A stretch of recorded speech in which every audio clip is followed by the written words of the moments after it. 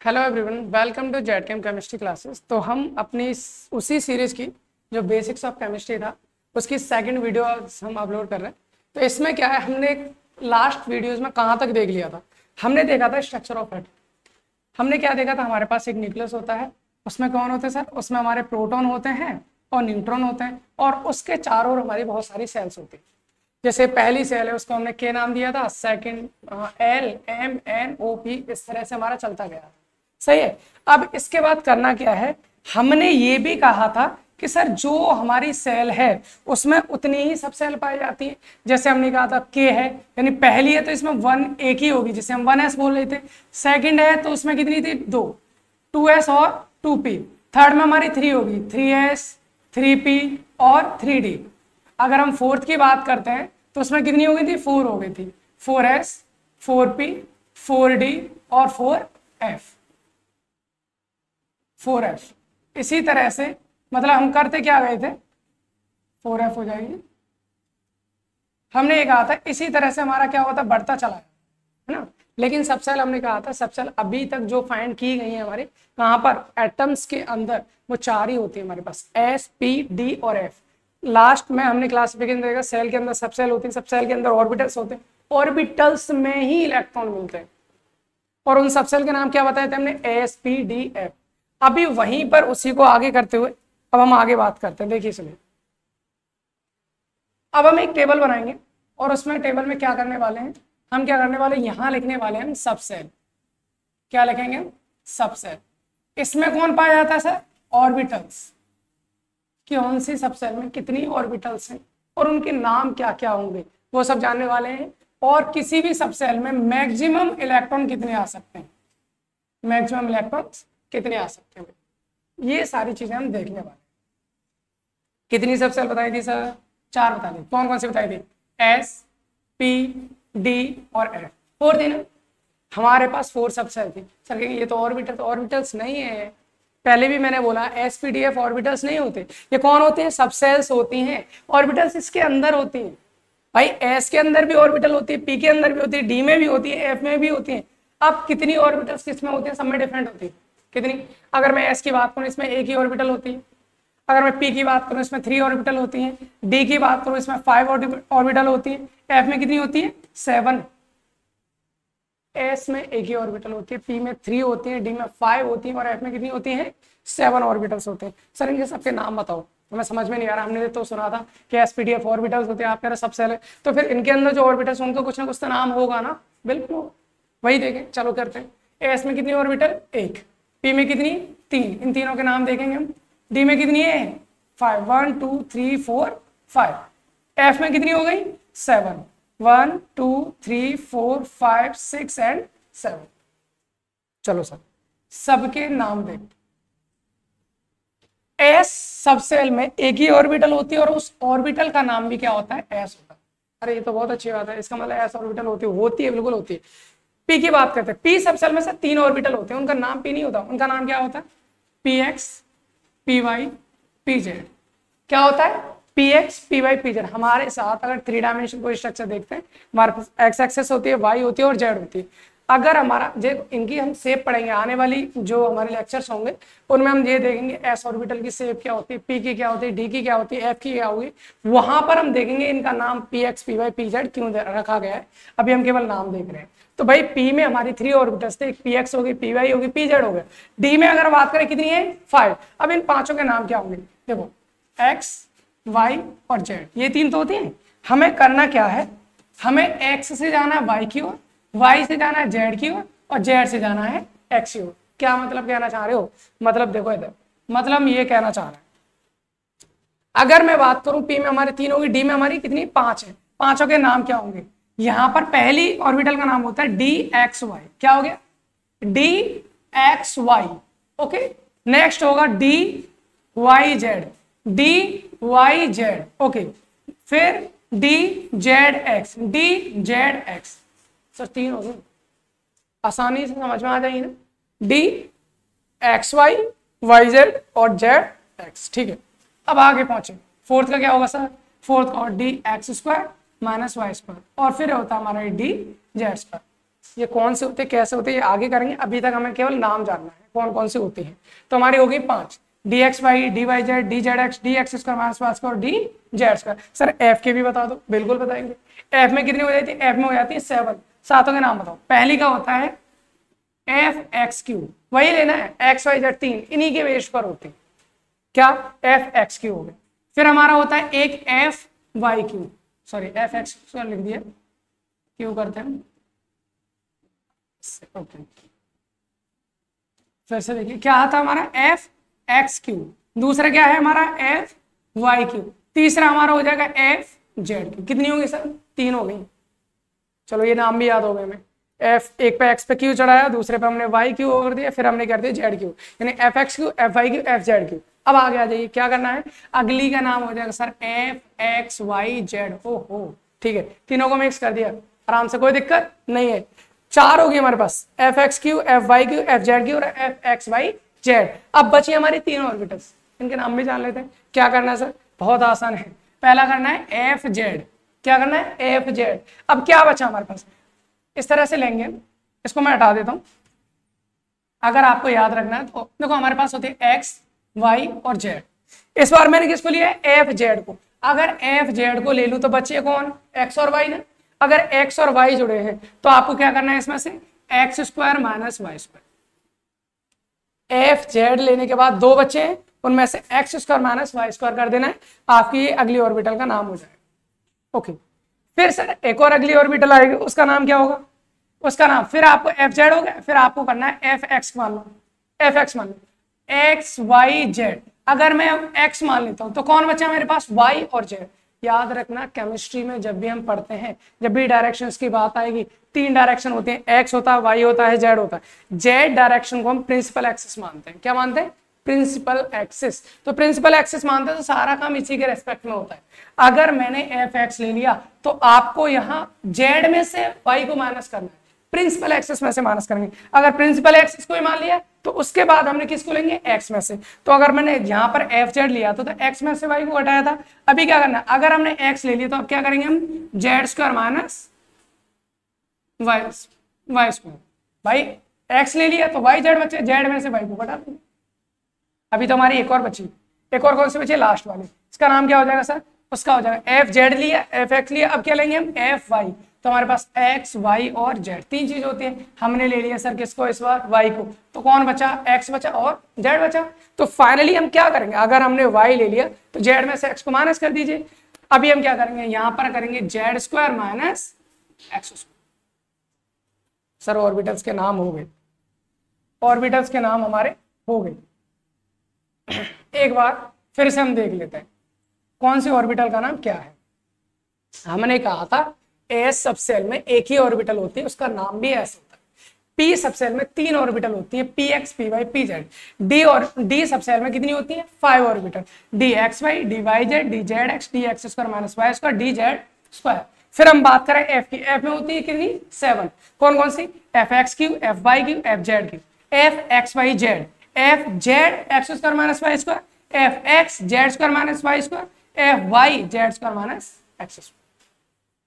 Finish. अब आता फंडा नया, किसका आता सर, ऑर्बिटल्स होगी। पहले सेल देखी, फिर सब सेल देखी, फिर ऑर्बिटल्स देखी, अब आएगा इलेक्ट्रॉन का फंडा। इलेक्ट्रॉन पे आइए, इलेक्ट्रॉन पे तो बहुत इंपॉर्टेंट चीज है। अब हम ये कहें सर एक सब सेल में कितने इलेक्ट्रॉन आ सकते हैं, हमने कहा ये तो डिपेंड करेगा ऑर्बिटल्स पर। एक ऑर्बिटल में कितने इलेक्ट्रॉन आ सकते हैं, एक ऑर्बिटल में आते हैं 2 इलेक्ट्रॉन। सर ये कैसे कह दिया आपने, ये एक बहुत अच्छा क्वेश्चन है। अभी तक मैंने भी कई सारे लोगों से पूछने की कोशिश की, लेकिन इसका बहुत अच्छा सा रीजन मेरे पास है, मैं आपको बताऊंगा क्या होता है। एक ऑर्बिटल से 2 ही इलेक्ट्रॉन क्यों रहते हैं। अच्छा आपने सुना है कि एक ऑर्बिटल में हमारे कितने इलेक्ट्रॉन रहते हैं, 2, वो भी अपोजिट स्पिन के साथ। चलो इसके बारे में भी चर्चा करेंगे, पहले हम ये देख लेते हैं मैक्सिमम इलेक्ट्रॉन कितने रह सकते हैं। हमें ये पता है सर एक ऑर्बिटल में 2 इलेक्ट्रॉन रहते हैं, ठीक है। एस सबसेल के पास कितनी ऑर्बिटल, एक ऑर्बिटल, इलेक्ट्रॉन कितने रहेंगे, 2। तो भैया एस सबसेल की अगर हम बात करूं, इसमें 2 इलेक्ट्रॉन हमारे रहते हैं। कितने इलेक्ट्रॉन रहेंगे, 2 इलेक्ट्रॉन रहेंगे, इसमें 2 इलेक्ट्रॉन रह सकते हैं। ओके, पी की मैं बात करता हूँ, पी में कितनी ऑर्बिटल, 3, इलेक्ट्रॉन कितने रह सकते हैं, 6। इसका मतलब इसमें रह सकते हैं हमारे 6 इलेक्ट्रॉन।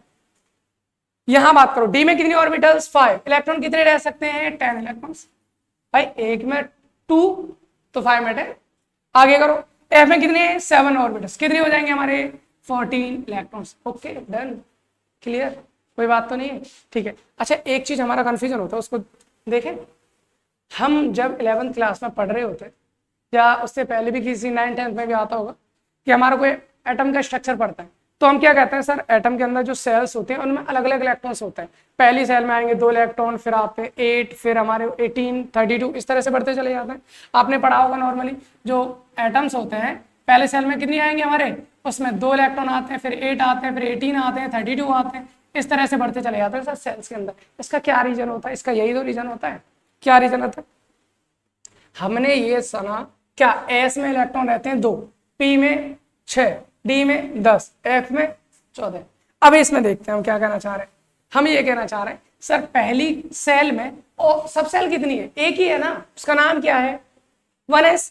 अगर उसका नाम 1s है तो मुझे ये बताओ जरा, इसका नाम हो गया 1s, एस में कितने इलेक्ट्रॉन रहते हैं 2, इसका मतलब इसमें तो केवल एस है, तो इसमें तो 2 इलेक्ट्रॉन रह सकते हैं, बिल्कुल रह सकते हैं। अगर मैं बात करूं सेकंड वाली की, सेकंड में कितनी है 2 है, एक एस है और दूसरी पी है।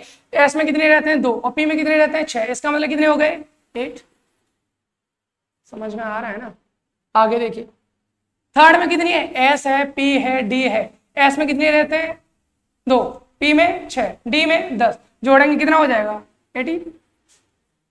फोर्थ की बात करो जरा, अगर मैं फोर्थ की बात करूं 2, 6, 10 और 14 कितने हो जाएंगे ओवरऑल 32। सर यहीं से आया वो कंसेप्ट, यहीं से आया कंसेप्ट।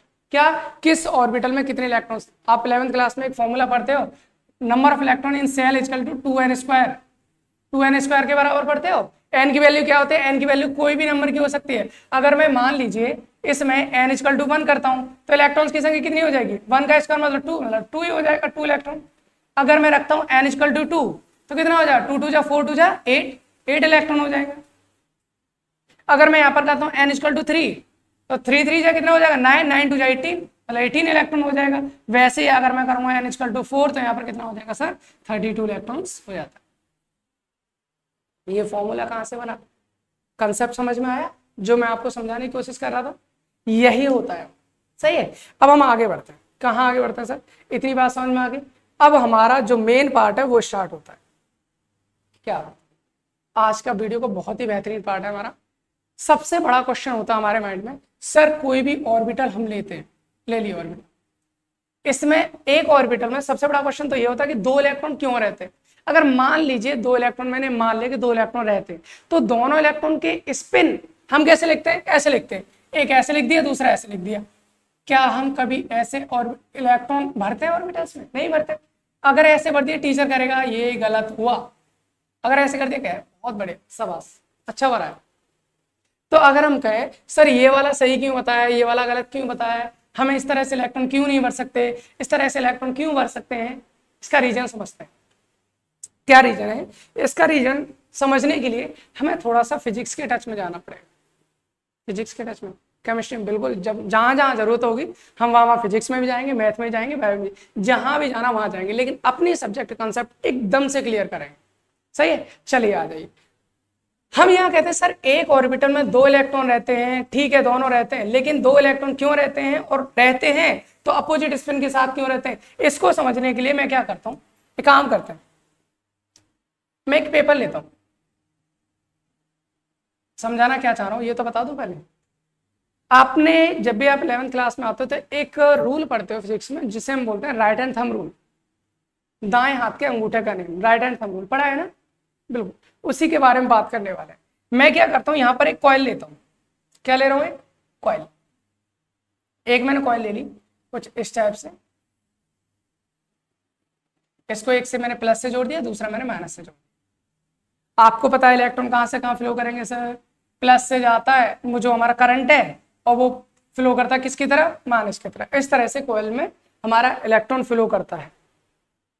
आपने एक चीज पढ़ी है, इलेक्ट्रिक फील्ड जो हमारा, या फिर कर सकते हैं फ्लो ऑफ करंट या flow of charge always produce magnetic field.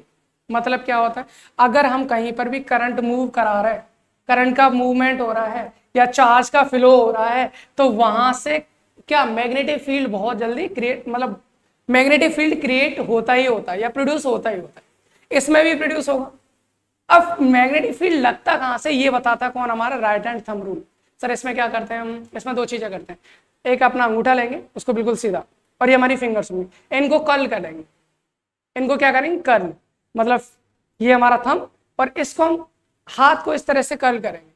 क्यों करेंगे सर कर्ल, ये किसी एक मतलब इसमें क्या होता है, दो फील्ड होते हैं हमारे, एक मैग्नेटिक फील्ड और दूसरा इलेक्ट्रिक फील्ड। तो इसमें से कौन इलेक्ट्रिक फील्ड शो करेगा, कौन हमारा मैग्नेटिक फील्ड शो करेगा, ये डिपेंड करता है किस पर, राइट हैंड थंब रूल के बेस पर। मैं आपको कुछ दिखाता हूं, मैंने एक बहुत अच्छी सी चीज आपके लिए निकाल के रखी है, बिल्कुल ये आ गई, यहां से हम इसको करते हैं, ओके, ये है हमारा राइट हैंड थंब रूल, देख पा रहा है आपको, आई होप देख पा रहा हो। राइट हैंड थंब रूल के एक्चुअल में 3 रूल होते हैं, हम यहाँ पर अपने रूल की बात कर रहे हैं जहां पर हमें जरूरत है, तो कुल मिलाकर 2 रूल यहाँ पर आपको दिख रहे होंगे। अब इन दोनों को थोड़ा सा मैं एक्सप्लेन करने की कोशिश करता हूँ आपको, ठीक है, ठीक है। आपको यहाँ पर क्या दिख रहा है, आपको यहाँ पर दिख रहा है भैया, okay, right hand thumb rule का रूल नंबर 1 और रूल नंबर 2।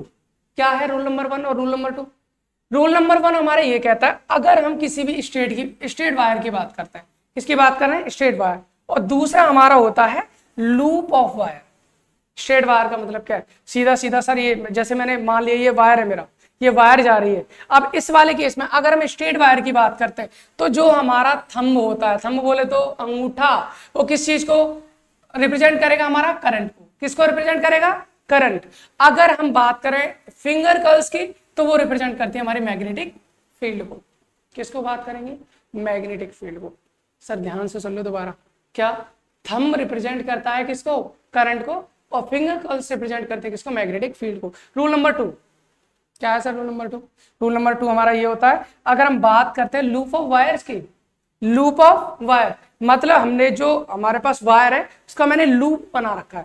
थोड़ा इधर देखो, ये मैंने एक रॉड लिए, उस पर क्या कर रखा है मैंने, वायर्स का लूप बना लिया। लूप बनाने से होता क्या है, अब इसमें चेंज होता है, क्या, जो हमारा थंब होता है ये किस चीज को करेगा, आपका मैग्नेटिक फील्ड को बताएगा, और जो हमारा फिंगर कर्ल्स होते हैं वो किसको बताएगा, करंट। बस इतना जानना है सर। बहुत ज्यादा मैं भी कंफ्यूज होता था कि ये कैसे होता है, मैं कहता था कभी ये मैग्नेटिक फील्ड को बता रहा है, कभी करंट को बता रहा है, कभी समझ में नहीं आता। हो सकता है कुछ में से आपका भी ये कंफ्यूजन दूर हुआ होगा। अब बात यहाँ पर करते हैं, तो यहाँ पर क्या भैया याद रखना है, हमें किस रूल पे जाना है, हमें रूल नंबर 2 से काम है। हमें किससे काम है, रूल नंबर 2 से। हमें ये देखना भैया, हम लूप ऑफ वायर लिया था अभी आपके सामने, लूप ऑफ वायर क्यों लिया इसका भी रीजन हम बताएंगे आपको। लूप ऑफ वायर लेने से हमने इतना जान लिया सर, जो थंब है वो बताएगा मैग्नेटिक फील्ड, और जो फिंगर कर्ल्स है वो बताएंगे करंट। बस इतना काम करना। अब वापस से हम अपनी जगह आ जाते हैं, अपनी जगह आते हैं वापस से आगे से। हमने ये ले लिया क्या, एक लूप ऑफ वायर। ये लूप ऑफ वायर क्यों लिया है, अभी हम केमिस्ट्री में आने वाले। हमें पता है करंट क्या होगा, जो हमारे पास करंट है वो करंट क्या करेगा, प्लस से माइनस की तरफ मूव करेगा। तो भैया इलेक्ट्रॉन कहाँ करेंगे सर, इलेक्ट्रॉन जस्ट अपोजिट होते हैं, तो इलेक्ट्रॉन माइनस से प्लस की तरफ मूव करेंगे। अगर इलेक्ट्रॉन मूव कर रहे हैं तो इलेक्ट्रॉन के केस में क्या होता है, करंट मूव कर रहा है, करंट मूव करेगा, जैसे ये करंट मूव कर रहा है, तो इसमें क्या है हमारे पास में, इस तरह से करेंगे, जैसे ये लूप है तो कुछ इस टाइप से, ये ऊपर की साइड आ रहा है, नीचे की साइड आ रहा है, कुछ इस तरह से हम देखेंगे। जैसे मान लीजिए ये लूप मैंने बना रखा है, वहां पर इस तरह से करंट जा रहा है, करंट जा रहा है तो हम ऐसे करेंगे। ये हमारा क्या है, थंब है, ये हमारे फिंगर कर्ल है। तो थंब क्या बता रहा था, हमारा मैग्नेटिक फील्ड, और फिंगर कर्ल क्या बता रही है, हमारे करंट। जैसे ये करंट जा रहा है तो इसमें इस तरफ क्या होगा, हमारा मैग्नेटिक फील्ड, जो उसके परपेंडिकुलर मतलब 90 डिग्री पर होगा। सर बात ये आती है, अगर हम प्लस वाले चार्ज की बात करें, चार्ज तो हमारे पास 2 होते हैं, कौन से चार्ज होता है सर, प्लस का भी चार्ज होता है, माइनस का भी चार्ज होता है। करंट तो दोनों को हम बोल सकते हैं, प्लस का चार्ज भी मूव कर सकता है और माइनस का चार्ज भी मूव कर सकता है। अगर प्लस का चार्ज मूव कर रहा है तो उस केस में जो हम अगर प्लस की साइड से देखेंगे, जो हमारा थंब होता है, थंब का जो जिधर हमारा थंब का बोल सकते हैं थंब होता है, वो हमारा बताता है साउथ पोल। किसको बताएगा, साउथ पोल। अगर हम इलेक्ट्रॉन की बात करते हैं तो इलेक्ट्रॉन की बात करने पर क्या होता है, वो हमारा किसको दिखाएगा, नॉर्थ पोल को दिखाता है थंब। दोबारा से सुन लो, हमारा काम है केवल इलेक्ट्रॉन से, हम इलेक्ट्रॉन पे जाने वाले हैं बहुत ही जल्द। क्या अब जो अगर इलेक्ट्रॉन मूव कर रहा है तो उसमें जो हमारा इलेक्ट्रॉन की डायरेक्शन है उसमें हमने देख लिया, तो जो हमारा थंब है वो क्या दिखाएगा, हमारा साउथ पोल दिखाने वाला है। नहीं समझ में आया? अब इधर करते हैं, चलो एक काम करते हैं, इसको मैं हटाता हूं। आपको एक चीज पता है, क्या पता है? एटॉमिक स्ट्रक्चर में आपने समझ लिया कि हमारे पास में न्यूक्लियस होता है, न्यूक्लियस के चारों इलेक्ट्रॉन भागते हैं। लेकिन मैंने आपको लास्ट वीडियोस में भी बताया था, क्या बताया था कि अगर कोई न्यूक्लियस है उसके चारों इलेक्ट्रॉन भाग रहे तो भाई इलेक्ट्रॉन ऐसे रिवॉल्व करने के साथ साथ अपनी एक्सिस पर भी क्या करते हैं, वो स्पिन करता है। हर एक इलेक्ट्रॉन अपनी स्पिन पे क्या करता है, स्पिन करता है अपनी एक्सिस पर। तो मैं क्या करता हूं, एक इलेक्ट्रॉन लेता हूं, मैंने कुछ इस तरह से ये ले लिया, ये इलेक्ट्रॉन है, ये इसकी क्या है, एक्सिस, मैंने एक्सिस ले लिया। अब ये क्लॉकवाइज भी घूम सकता है और एंटी क्लॉकवाइज भी घूम सकता है। अब ये मान लीजिए ये मैंने ले लिया, ये क्लॉकवाइज घूम रहा है, क्या ले लिया मैंने, ये लेते हैं, ये मेरा किस तरह भाग रहा है, मेरा क्लॉकवाइज, मैंने मान लिया अपनी तरफ से कि मेरा क्लॉकवाइज डायरेक्शन है, क्लॉकवाइज आएगा। तो ऐसे देखो ये क्लॉकवाइज आ रहा है तो मेरा क्या है, थंब। मैंने बताया इलेक्ट्रॉन पर कौन सा चार्ज होता है सर, नेगेटिव। नेगेटिव के केस में अगर हम राइट हैंड थंब रूल लगाते हैं, अगर वो इलेक्ट्रॉन ऐसे स्पिन कर रहा है, भाई इलेक्ट्रॉन का मतलब चार्ज है, चार्ज क्या कर रहा है, स्पिन कर रहा है, किस में कर रहा है, लूप में ही तो कर रहा है, एक में सर्कुलर मोशन में घूम रहा है, ये स्पिन कर रहा है, तो क्या कर रहा है, लूप में घूम रहा है, लूप में घूम रहा है, तो राइट हैंड थंब रूल हम लगा सकते हैं, लगाएंगे। तो जैसे इलेक्ट्रॉन घूम रहा है, ये मेरा थंब गया ऊपर, जब थंब गया ऊपर तो इसका मतलब मैंने क्या बताया था, इलेक्ट्रॉन के केस में जो हमारा थंब है, थंब अगर ऊपर जाता तो ऊपर क्या होगा हमारा, क्या दिखाता हमारा, नॉर्थ पोल दिखाता है, क्या दिखाएगा, नॉर्थ पोल, थंब दिखाएगा हमारा नॉर्थ पोल, ये बताया था ना।